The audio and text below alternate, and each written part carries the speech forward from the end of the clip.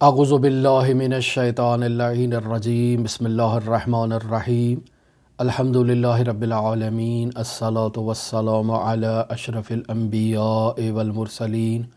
وعلی آلہ طیبین طاہرین المعصومین الذین اذهب اللہ عنہم الرجس وطہرہم تطہیرا اللہم صل علی محمد وآل محمد وعجل فرج قائم آل محمد۔ عزیزان محترم، 12ویں اور 13ویں صدی ہجری کے ایک نہایت ہی مشہور شیعہ عالم دین، فقی، عارف، فیلسوف، ریاضی دان اور بہترین شخصیت کے مالک اور حامل مرحوم ملا کاشی کے حالات زندگی اور ان کا تعارف آپ کی خدمت میں بیان کرنا چاہیں گے۔ نہایت ہی بے نظیر شخصیت جو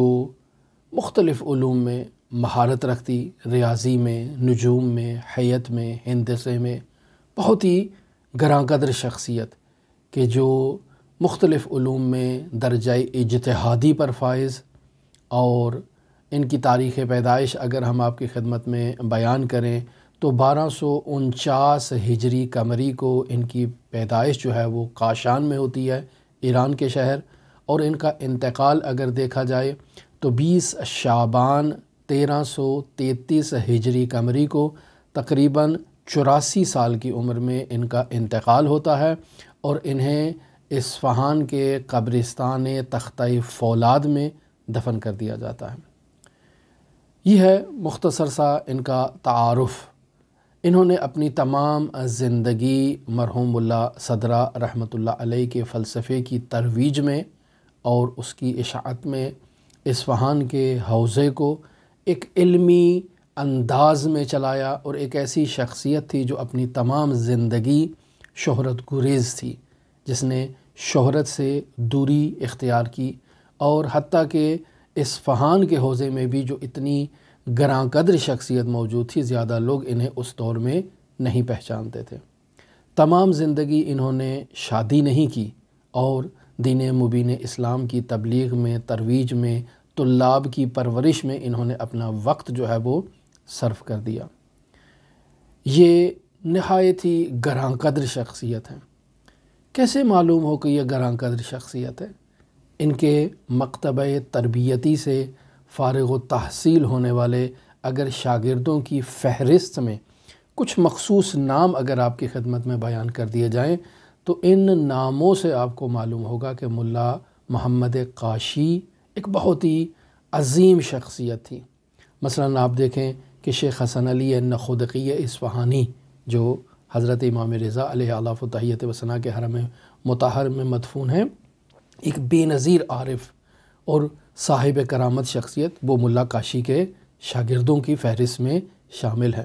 مرجعیت عظمیٰ آیت اللہ سید ابو الحسن اصفہانی، مرجعیت عظمیٰ آیت اللہ سید محمد حسین بروجردی، مرجعیت عظمیٰ آیت اللہ سید جمال الدین گل پائگانی، یا اس کے علاوہ آپ دیکھیں سیاحت شرق اور سیاحت غرب کتاب لکھنے والے مرحوم آیت اللہ آغا نجفی کوچانی یا آیت اللہ ارباب رحیم، یہ سب ان کے شاگردوں کی فہرست میں شامل ہیں۔ کس قدر عظیم شاگردوں کی تربیت کی ملا محمد کاشی نے۔ ملا کاشی ایک نہایت ہی باتقویٰ، نہایت ہی پرہیزگار، نہایت ہی زاہد شخصیت ہے۔ تمام زندگی عبادت، ریاضت میں انہوں نے گزار دی، اور ان کی نماز کی کیفیت نہایت ہی عجیب کیفیت ہوتی تھی۔ ان کے مکمل جسم پر کپ کپی طاری ہو جاتی تھی جب وہ نماز پڑھا کرتے تھے، اور بسا اوقات ان کی نماز جو ہے وہ 4 گھنٹے تک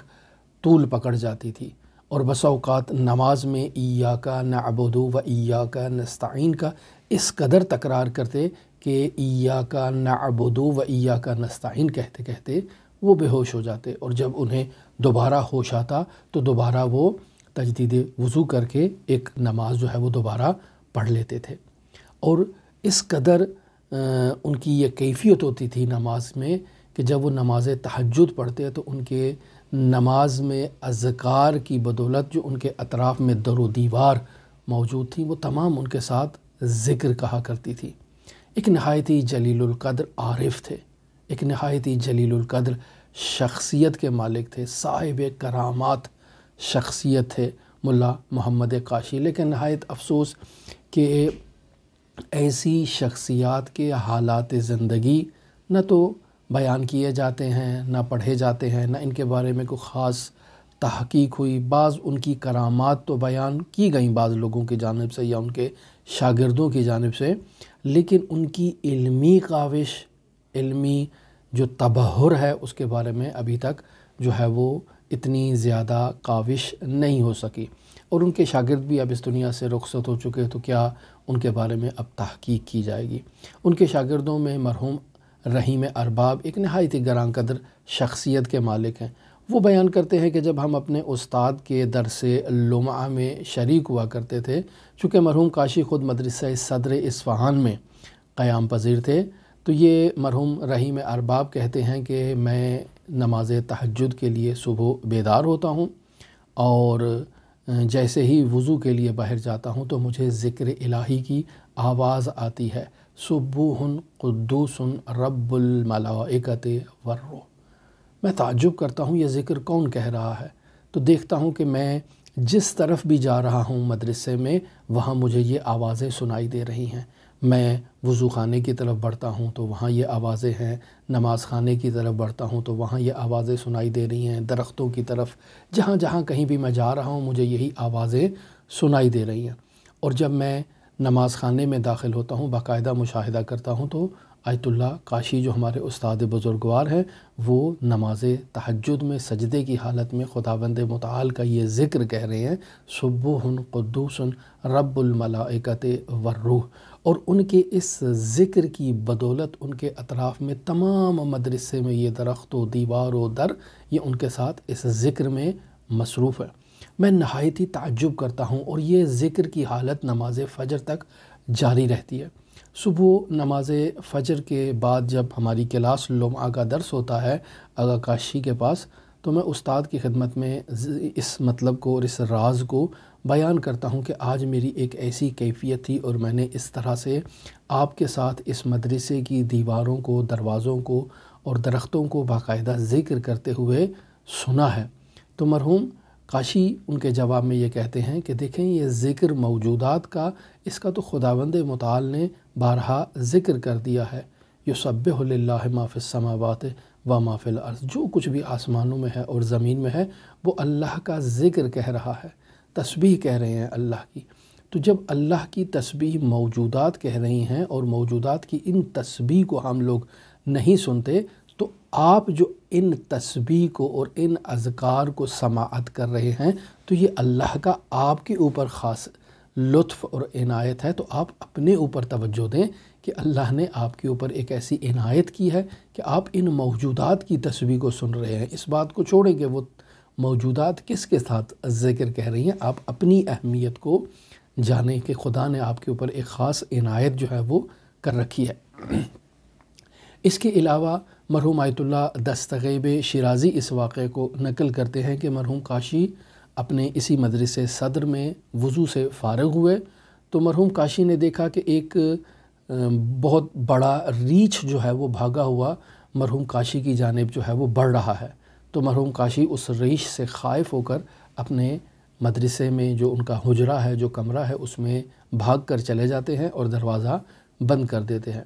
کچھ دنوں کے بعد ایک بہت بڑا تاجر اصفہان کا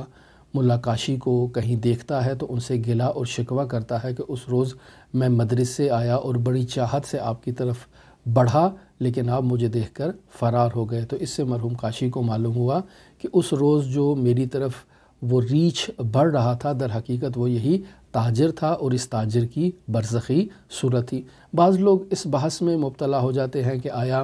انسان کی چشم برزخی کھل سکتی ہے یا نہیں کھل سکتی، انسان برزخی موجودات کی برزخی صورت کو مشاہدہ کر سکتا ہے یا نہیں۔ اس بحث میں پڑھنے کی ضرورت ہی نہیں ہے، یعنی اگر کوئی شخص اس چیز کا انکار کرتا ہے کہ انسان کی چشم برزخی نہیں کھل سکتی تو ہمارے اوپر واجب نہیں کہ ہم اس کو جو ہے وہ دلائل اور قرائن کی روشنی میں، واقعات و حکایات کی روشنی میں اس کے سامنے یہ ثابت کرنے کی کوشش کریں کہ نہیں، انسان کی چشمی برزخی جو ہے وہ کھل سکتی ہے، چھوڑیں اس کو، اس کے حال پہ چھوڑیں۔ خداوند متعال جب اس کے ساتھ خود عنایت کرے گا، جب خود اس کو اس بات کی سمجھ آئے گی تو وہ اس چیز کو درک کر سکتا ہے، ہمیں اس کو سمجھانے کی ضرورت نہیں ہے۔ یا مثلاً انسان کے اوپر اگر ایسی کیفیت طاری ہوتی ہے اور بسا اوقات انسان کے اوپر ایسی کیفیت طاری نہیں ہوتی، تو لوگ سوال کرتے ہیں کہ یہ کیسے جو ہے وہ ہو جاتا ہے۔ بعض لوگ بہت ہی خواہش مند ہوتے ہیں کہ ان کی چشم برزخی جو ہے وہ کھل جائے۔ عزیزان محترم، ہر انسان میں ان چیزوں کو تحمل کرنے کی جو ہے وہ صلاحیت نہیں ہوتی ہے کہ انسان برزخی صورتوں کو مشاہدہ کرے اور پھر ان کے ساتھ اس معاشرے میں رہ کے زندگی بھی بسر کر سکے۔ انسان کے لیے زندگی بسر کرنا دشوار ہو جاتا ہے۔ لہٰذا میں مثال عرض کرتا چلوں کہ مرحوم کاشی رحمۃ اللہ علیہ ایک دفعہ کہیں بازار سے گزر رہے تھے، عبور کر رہے تھے، تو نہایت ہی وحشتناک صورتیں ان کے سامنے جب آتی ہیں تو وہ ان سے نہایت ہی وحشت کر جاتے ہیں اور فرار کرتے ہیں۔ قریب ہی ان کو ایک غسل خانہ یا ایک حمام ملتا ہے جس میں وہ جا کر چھپ جاتے ہیں۔ وہاں سے کوئی شخص جب باہر جاتا ہے تو اس کو کہتے ہیں کہ مدرسے میں فلاں جگہ پر ایک خادم ہے، اس کو آپ بلا کے لائیں۔ وہ خادم بہت ہی باتقوا پرہیزگار شخص ہوتا ہے۔ جیسے ہی وہ خادم اس حمام میں آتا ہے تو مرحوم کاشی رحمۃ اللہ علیہ اسے برا بھلا کہنا شروع کر دیتے ہیں، اور اس بد رفتاری کے نتیجے میں مرحوم کاشی کی وہ جو برزخی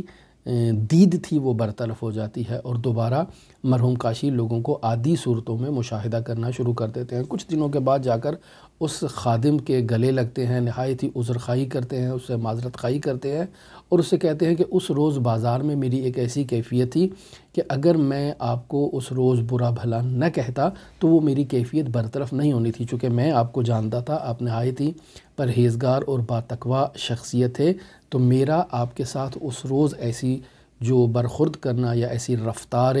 بے ادبانہ کرنا، اس کی بنیادی وجہ یہ تھی کہ میں اپنی اس کیفیت کو اپنے سے ٹالنا چاہتا تھا۔ تو یہ کوئی معمولی بات نہیں ہے۔ ہر انسان اس برزخی صورتوں کو مشاہدہ کرنے کے بعد عادی اور نارمل زندگی بسر نہیں کر سکتا، لہٰذا انسان کو اس صدد میں نہیں ہونا چاہیے کہ وہ موجودات کی برزخی صورتوں کو مشاہدہ کر سکے۔ البتہ یہ بعض لوگوں کے لیے جو ہے وہ ایک اچھی بات بھی ہو سکتی ہے کہ بس اوقات انسان موجودات کی برزخی صورتوں کو مشاہدہ کرنے کے نتیجے میں کمال حاصل کر سکتے ہیں، لیکن یہ ہر کسی کے بس کی بات نہیں۔ جیسے جو عمل کی برزخی صورت ہے اس کو دوسرے عمل کی برزخی صورت کے ساتھ جب مقایسہ کیا جاتا ہے تو جس کی زیادہ بہتر برزخی صورت ہوتی ہے انسان اس عمل کا انتخاب کر سکتا ہے، لیکن یہ بہت ہی بلند مرتبہ شخصیات کے لیے ہوتا ہے، یہ عام انسان اس چیز کو تحمل نہیں کر سکتے۔ یا ملا کاشی رحمۃ اللہ علیہ تفسیر کشاف میں درس پڑھا رہے ہیں اور شرط لگاتے ہیں کہ تمام طلاب جو ہیں وہ باقاعدہ کتاب لے کر درس میں حاضر ہوں گے، اور کسی طالب علم کو یہ حق حاصل نہیں کہ وہ بغیر کتاب کے ان کے درس میں حاضر ہو۔ تو اب درس پڑھا رہے ہیں اور درس کے بعد متوجہ ہوتے ہیں کہ ایک نہایت ہی باتقوا، نہایت ہی پرہیزگار شخص جو ہے وہ کتاب کے بغیر درس میں آیا ہے، تو ملا کاشی اس کو نہایت ہی برا بھلا کہتے ہیں، نہایت ہی اس کی توہین کرتے ہیں، بہت ہی اس کو جو ہے نا وہ اس کو بہت ہی ڈانٹتے ہیں۔ تو طلاب اس چیز سے بہت ہی تعجب انہیں ہوتا ہے کہ ملا کاشی کبھی کسی طالب علم کو ایک چھوٹی سی کوتاہی پر یا غلطی پر اس طرح سے نہیں ڈانٹتے، لہٰذا طلاب بھی فعلاً کچھ نہیں کہتے کہ ابھی استاد کا مزاج جو ہے وہ بہت ہی گرم ہے تو ابھی انہیں کچھ سوال کرنا یا ان سے کچھ پوچھنا مناسب نہیں ہے۔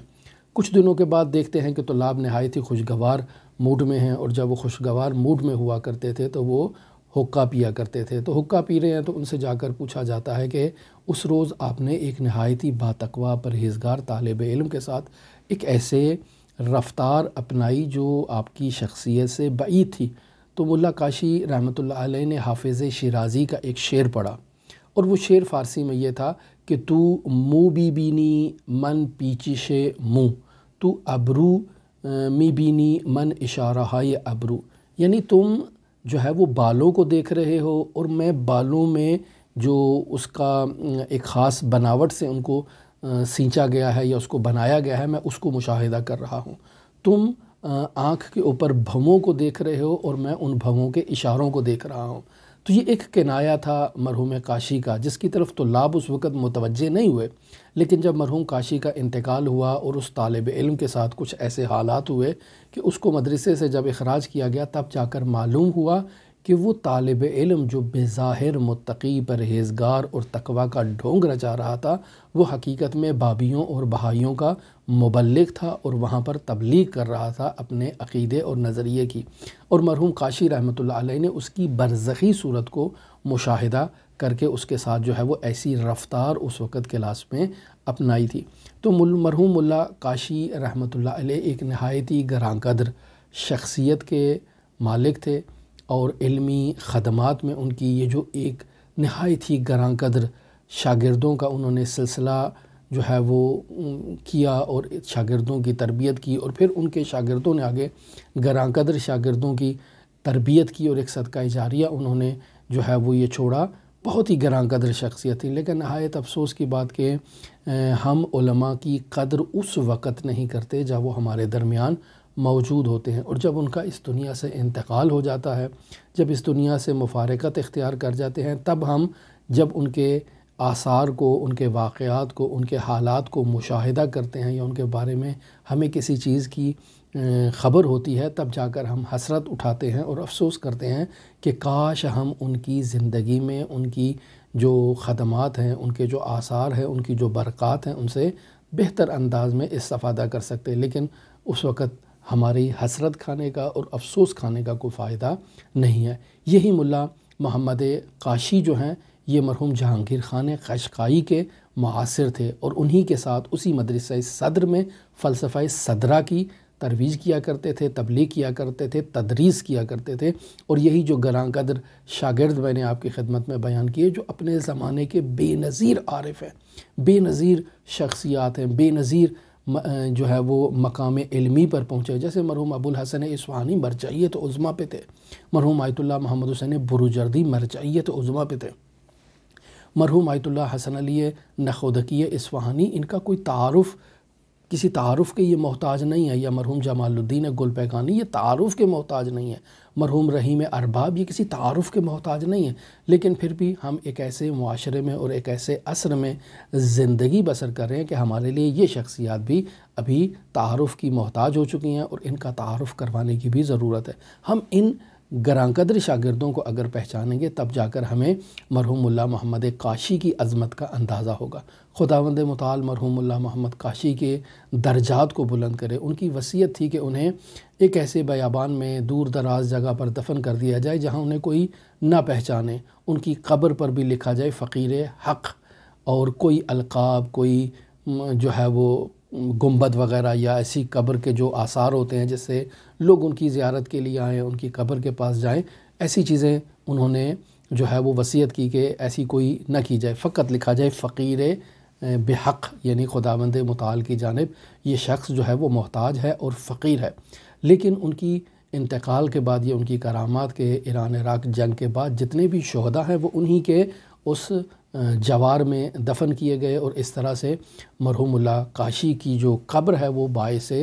رونق ہو گئی، اور لوگوں کی وہاں پر آمد و رفت میں اضافہ ہوا۔ اور بعد میں ان کے انتقال کے بعد بھی لوگوں نے ان کی قبر سے حاجات لی، لوگ جا کر جس طرح مرحوم شیخ حسن علی اصفہانی کی قبر پر جا کر سورہ یاسین کی قرأت کرتے ہیں اور حاجات لیتے ہیں، اسی طرح سے مرحوم ملا محمد کاشی کے متعلق بھی یہ نقل ہوا ہے کہ ان کی قبر پر جا کر سورہ یاسین کی قرأت کی جائے اور انہیں ہدیہ کیا جائے، تو اس سے لوگوں نے حاجات وہاں سے دریافت کیا۔ یہ خداوند متعال کی اپنے ان خاص بندوں کے اوپر عنایت ہوتی ہے کہ جو اس دنیا میں خالصتاً خدا کے لیے خود کو وقف کر دیتے ہیں، تمام زندگی خدا کے لیے پڑھنا، خدا کے لیے پڑھانا، خدا کے لیے اسلام و مسلمین کی ترویج کرنا، جو اپنی زندگی کو خدا کے لیے وقف کر دیتے ہیں، خداوند متعال بھی ان سے ایسے آثار کو ظاہر کرتا ہے۔ خداوند متعال مرحوم کاشی کے درجات کو بلند کرے۔ آپ تمام مؤمنین کے لیے حضرت علی ابن موسیٰ الرضا علیہ آلاف و تحیت و ثنا کی نورانی بارگاہ میں